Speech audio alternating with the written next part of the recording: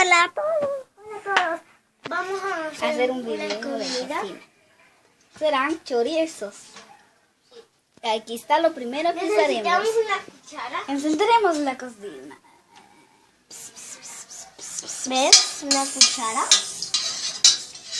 Necesitamos un revolvedor. Qué bueno. Iremos a buscar el revolvedor. Vamos aquí. Oh, miren, qué sorpresa. ¿Dónde se encuentra?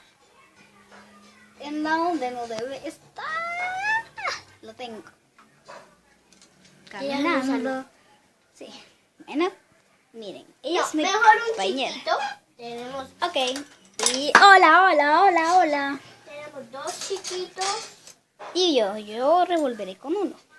Y se revuelve así. Ponen en la cosa.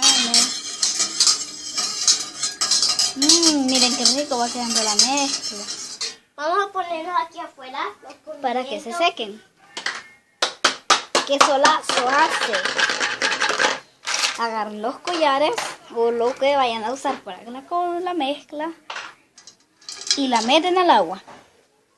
Buscamos el batidor grande. Y llegamos. De agua. Echárselo, mano. Tú echársela. Ok. Espérame. Echársela con cuidado. Que no se moje la cocina. Espérense que están echando más agua condimental. Y siguen mezclando.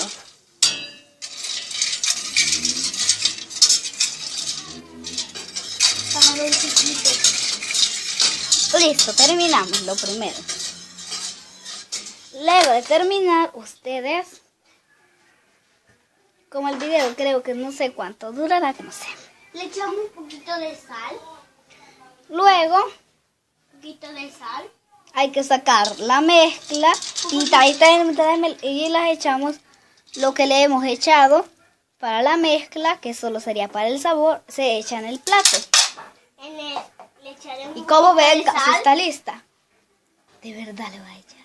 Sí. ¡Ya sé! No te dije que le echáramos cosas de verdad. Ay. Bueno, parece que casi estamos. Bueno, ahora quitamos los collares. Aquí echa. Bueno, parece que nuestra mezcla está lista.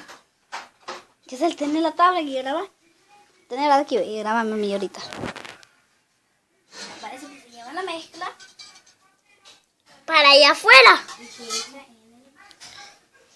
Y le echaremos y la poneremos aquí afuera. y lo que sobra se echa en el tragante o se le da de comer a un perro. Digamos que el tragante era un chucho.